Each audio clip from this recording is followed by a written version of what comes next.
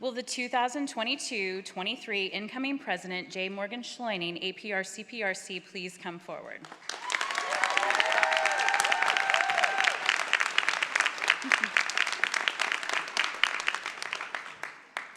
Jay, as president of the Florida Public Relations Association, you shall be the chief officer of the association.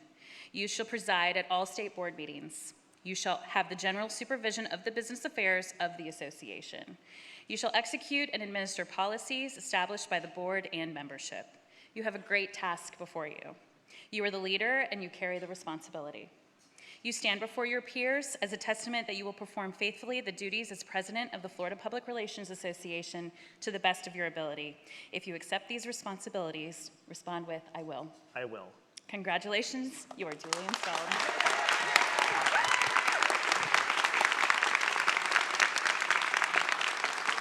Executive Committee, you may now leave the stage. The floor is yours, sir. Thank you, Allison.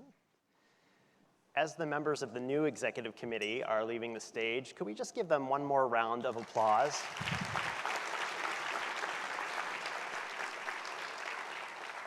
We have a phenomenal staff in KSC, and they do wonderful things for us, but we could not run this association without all the volunteers that we have. It truly is volunteer-driven. These executive committee members give up so much of their time and their resources to be on here, and we certainly appreciate all of them, and I'm looking forward to serving with each of you this year. I want to start by some thank yous. First, I'd like to thank Devin Chestnut, APR CPRC, for a wonderful year as president.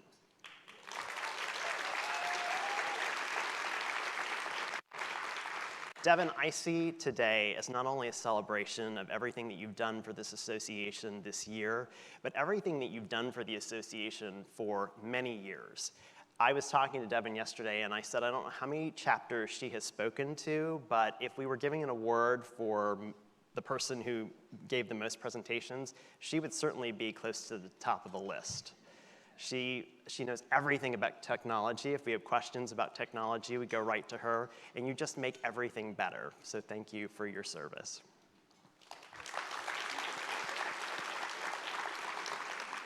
I also want to thank Allison Solo-Gaistoa, APR CPRC. She's a wonderful friend, and I know that Devin and I both appreciate everything that you did to guide us through the beginning of this global pandemic. We are stronger because of you. Thank you. I appreciate your friendship.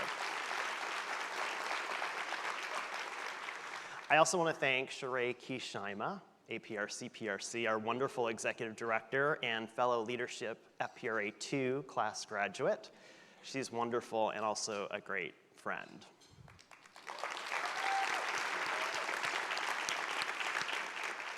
And I want to direct your attention to this side of the room. I have to give a special thank you to the Capital chapter, because that is where my FPRA journey started, and that's where I spent the bulk of my time there. And Zoe Linnefeld, I am so proud of you for winning Chapter President of the Year. Score 1 for the introverts.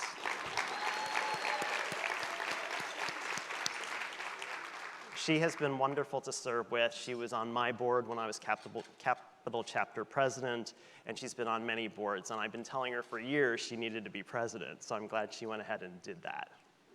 I also want to thank April Salter, APR CPRC, for her friendship, and she's been a great mentor over the years, and she encouraged me to pursue the executive committee. I was ready to take a break, but I did it, and I think it worked out okay.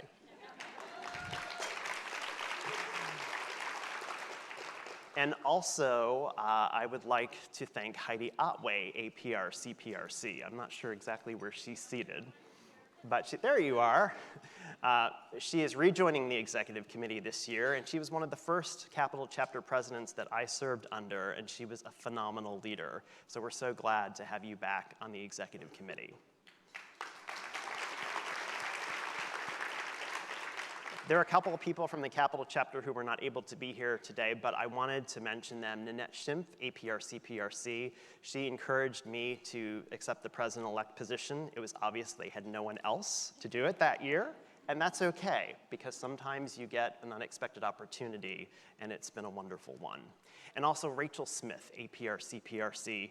Anyone in the Capital chapter knows her. She's directly responsible for getting me through both APR and CPRC.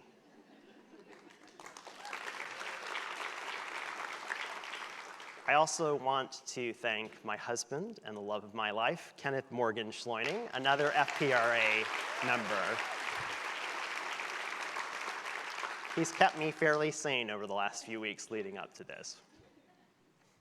I am so excited to welcome this year Wendy Kreitz-Wacker, APR CPRC, as president-elect. She is going to be a phenomenal leader. If you don't know Wendy, you need to get to know her. She is an investor relations expert. She's a past member of the year, and she's very business savvy. She's exactly who we need right now. And I've asked her to lead the association through the development of a 3-year strategic plan, in addition to the other things she'll be doing as president-elect, and she said yes, thankfully. So that plan will kick in during her year as president. So this afternoon, I want to briefly touch on 3 strategic priorities that we have identified for this year. And I think they all fall under the umbrella of sustainability. They are revenue, relevance, and diversity, equity, and inclusion. We'll begin with revenue.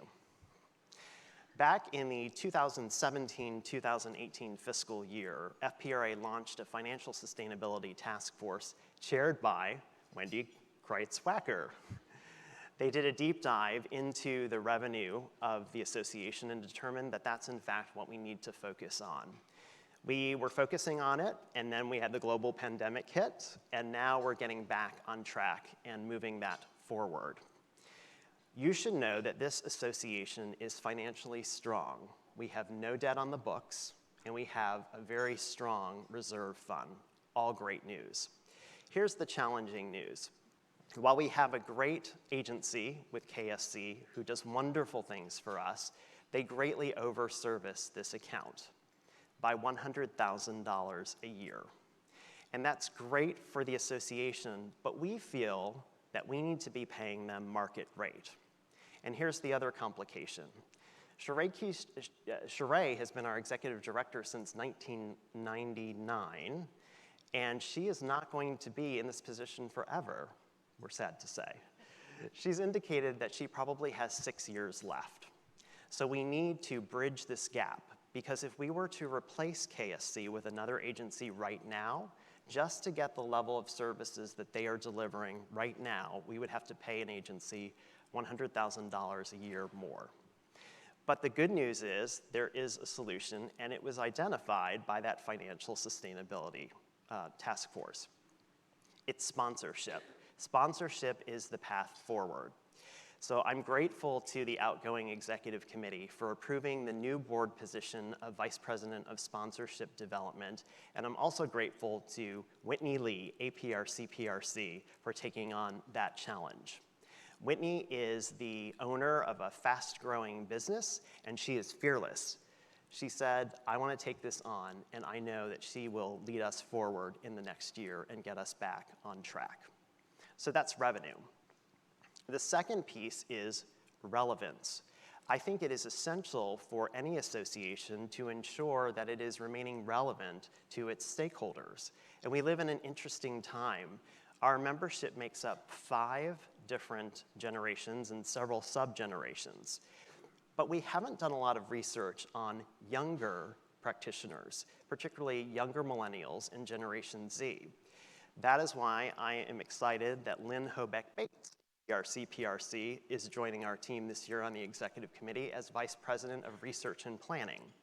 She is going to be doing research to figure that out as part of our strategic planning initiative. So that's relevance. The final issue is diversity, equity, and inclusion.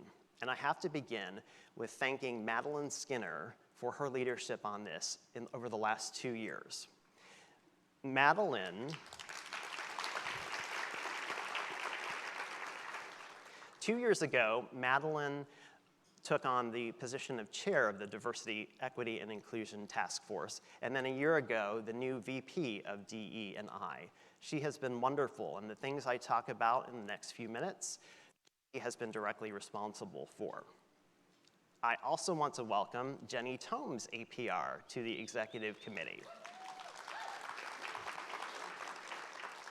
Jenny is our new VP of DE&I, and Madeline's not going anywhere. She's going to be the VP of Digital Media, working on our content on social media.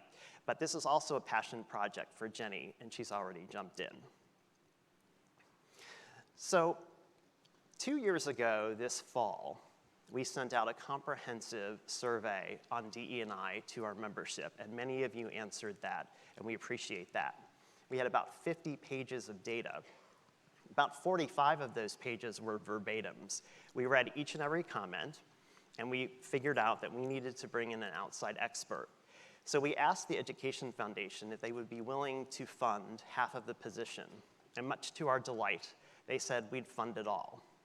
Thank you to the Education Foundation for doing that. We put together an RFP, sent it out, and identified a great team called Facing Change out of Maryland. They did a wonderful job going through analyzing that data, doing 12 in-depth interviews with stakeholders within our members, a diverse group of members. And they also led us through an online retreat where they taught us about DE&I issues and also identified goals. So now I'm going to share with you what our initial goal is going to be for the upcoming few years. FPRA leadership will reflect the demographics of the state of Florida and the diverse communities that its chapters represent. We understand that this is not going to be an overnight thing. It will take several years to address this because we have to look not only at what the association is doing, but we also have to look at the public relations profession in general, because we know that some underrepresented groups are just not going into PR. I think this is a great opportunity for us, and we should inspire them to do so. So that's what we're going to do in the next year and the next few years, figure out exactly how to do that. Next month, I'm going to release to all of you and the membership the report that was put out by the DE&I consultants. I think this needs to be a very transparent process, and you should see what we are working with. They did a great job with a full page of recommendations, and I will send that out for you to see next month. So what can we do this year? Well, I was looking at the different pieces of research, and one word kept coming up. And I think it's a word that we should be focused on at FPRA. That word is belonging. This year's theme is You Belong at FPRA.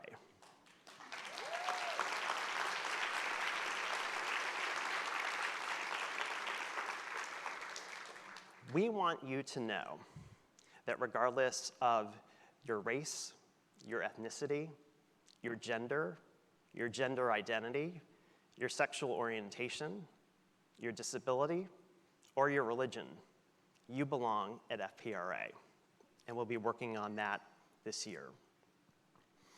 I've been reading lots of research, especially when it comes to Generation Z and younger millennials, and this is what they want in an association. And that's why we're going to be focusing on this. I didn't want to bombard you today with research, but I did include one piece here that I thought was particularly interesting, pretty simple, and something for our chapters to think about.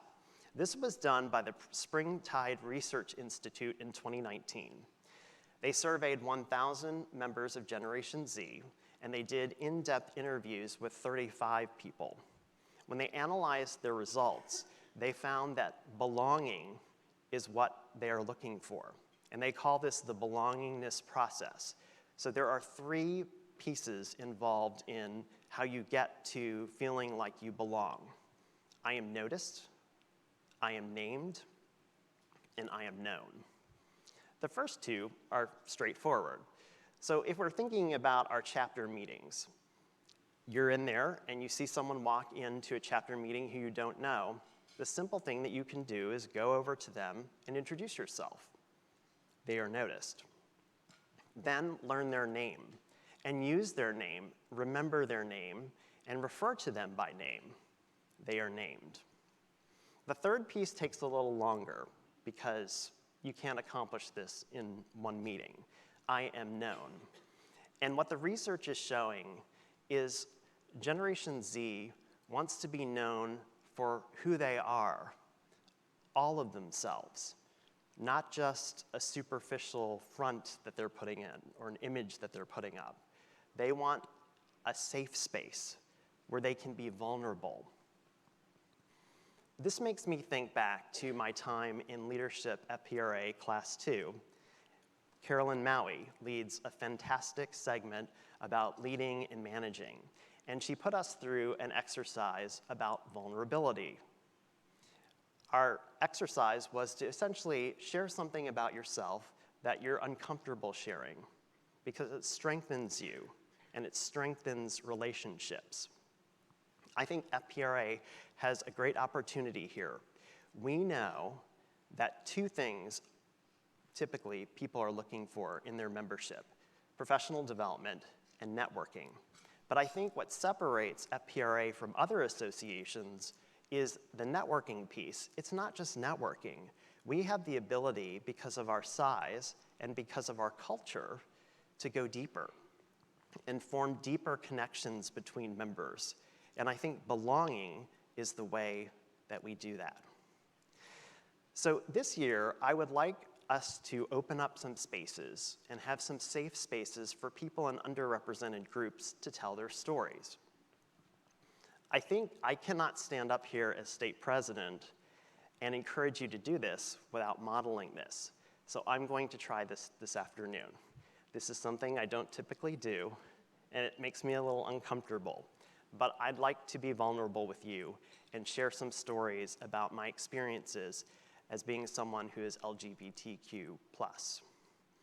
I do want to preface my comments that in no way am I talking on behalf of all LGBTQ+ people. We are a very diverse group, culturally and otherwise. It's just my story and my story alone. I was born 50 years ago next month in New York City, and my family moved me out of the city to upstate New York when I was less than a year old. I grew up in a very rural neighborhood. We were surrounded by dairy farms. It was pretty much completely white, very conservative neighborhood. And I think from the outside, people looking at me would have said, it seems like a pretty normal family. I'm an only child. I achieved Eagle Scout at 13. But what was going on in the house was not normal. My father, my biological father, because many of you know my stepfather, but my biological father, he was emotionally abusive and physically abusive. And he threatened to knock us out the second floor window of our house one time. I have vivid memories of that. So when you grow up in an abusive family and you can't tell anyone, it creates a lot of stress and a lot of anxiety. And that has taken its toll over the years. I deal with anxiety even today. I'm always learning how to manage it. But it wasn't just the emotional abuse that was going on. At the same time, I was struggling with my sexual orientation. And this was back in the 1980s, so it was a very different time. People did not have some of the resources that are available now. So that also contributed to my anxiety. I had stomach issues, doctors did all kinds of tests. They said there's nothing wrong with him physically, it had to be stress. So I went to college, and there were some days in college when I had to skip lunch because the anxiety was so high that I knew that I would not be able to hold on to the tray of food without dropping it. So I continued to struggle with this, and I knew that homosexuality was going to be an issue in my family. My family was essentially progressive on every issue except this one. And I didn't realize at the time that one of the reasons this was the case was some family history. My grandfather, my mother's father, He was a blue-collar worker. He drove a limousine for children going to a school for blind children. He was very good at what he did. People loved him, but he had a secret. This was in the 1940s and 1950s. He was gay, and he was married to my grandmother, and he cheated on her. This had a direct impact on how my family viewed homosexuality, and a direct impact on my life when I tried to come out. I was working at a television station in Birmingham, Alabama in 1997, the first time I tried to come out to my mother. She was up on a visit. It was just the two of us, and I explained what was going on. She packed up her things, and she said, "I can't handle this, I'm leaving." So then I kind of retreated into a shell, plunged myself into excessive work, 14-hour days, 6-7 days a week in TV, and got really sick, got mono, had all kinds of problems. 10 years into my TV career, I decided I didn't want to continue that path, and I was interested in public relations. So I moved to PR. In 2008, I met the love of my life when I was working at Visit Florida in Tallahassee, and he was my colleague in Palm Beach County. We got to know each other, and then we decided that this was something that we wanted to pursue a relationship, and I had to tell my mother again. The difference this time was I had come out to a supervisor, and the supervisor recommended that I go to therapy. It's the scariest and the best thing that I ever did. If you haven't been to therapy, I highly recommend it. I was in therapy for 5.5 years. This time when my mom left, I said, "Okay, well, you're gonna have to deal with some things, and we'll work on this." But I went from having a relationship where I was talking with her a couple of times a day to not seeing her for 25 months. And finally, it was my husband who reached out to her when I was turning 40, because he was doing a birthday blog. He loved social media. And he offered her the opportunity to be a part of it. And that led to a reconciliation. So I was very lucky in that regard. But things were still not easy. Many of us watched the entire country debating on social media whether or not we would be able to legally marry. Kenneth and I watched a congregation that we loved spend a year in prayerful discernment to figure out whether or not they would offer same-gender marriage. I think back to 1990, when FPRA installed its first openly gay president, Del Galloway, APR, CPRC. Del was not able to legally marry someone of the same gender back then, but I was. So I'm the first FPRA state president in a legal same-gender marriage. I'm delighted that we have had progress in this area, but it's still difficult. There are always groups wanting to reverse it. If you look at the Roe v. Wade decision this year, there's a justice who said we should go back and look at this again. You should know that this is very stressful for us, and it creates anxiety. And I don't think it would be authentic for me to talk about being gay in Florida if I didn't at least mention a piece of legislation that recently passed here. Again, my opinions and my opinions alone in terms of this story. But when you tell students in school that you cannot discuss sexual orientation or gender identity, and you can't ask questions, I know what that feels like. That little boy, that little girl, that little non-binary child will be isolated with nowhere to turn, because I was that boy so many years ago. So I hope that we are able to open up a safe space here at FPRA and take our relationships to a new level where we can be our full selves. And I'd just like to close with a very brief story about my mother. 4 years ago, shortly after this conference ended, my mother was hospitalized with ovarian cancer for the last time here in Orlando. She was in the hospital for about 2 weeks, and it was clearly not going well, and they recommended hospice. So she was moved to a hospice house, a wonderful facility here, And we were embedded with her 24/7 for 9 days, the final 9 days of her life. And just a few days before she died, she called us together for a family meeting. She looked at Kenneth and she said, "I want you to know that I am so grateful that you are a member of our family and that you came along just when we needed you most. Thank you." This taught me the importance of listening and the importance of having an environment where you can tell your stories. So we know that we have some members who are questioning whether or not we should do this. And if that's where you are, that's fine. We recognize that. But if you have the opportunity to have a real conversation with a member of an underrepresented group this year, I only ask that you spend time really listening to them.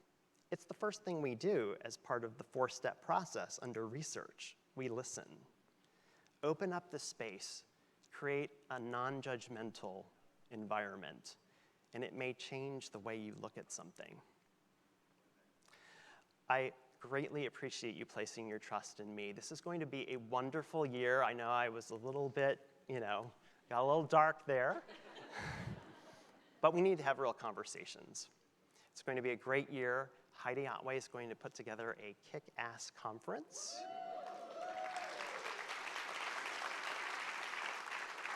For the first time in the history of the organization, it will be at the Waldorf Astoria in Orlando.